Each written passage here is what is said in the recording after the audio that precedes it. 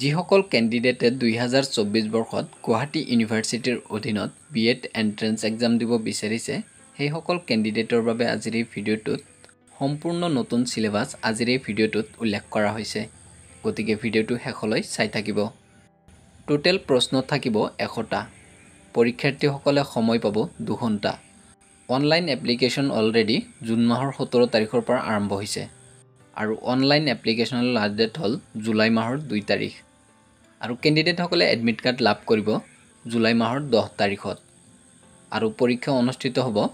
July মাহৰ 14 তাৰিখত আৰু মেৰিট লিষ্ট প্ৰকাশ পাব জুলাই মাহৰ 31 তাৰিখত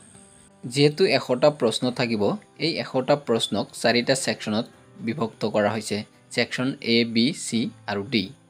সেকশন A থাকিব জেনাৰেল ইংলিশ যেনে vocabulary tense voice narration prepositions correction of sentences and comprehension ইয়াত থাকিব 120 মাৰ্ক সেকশন B থাকিব general knowledge Indian history Indian polity general science current affairs ইয়াত থাকিব 120 মাৰ্ক সেকশন C থাকিব test of reasoning and numerical ability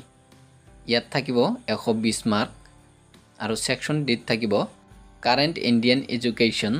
issues and policies national policy of education 2020 universalization of elementary education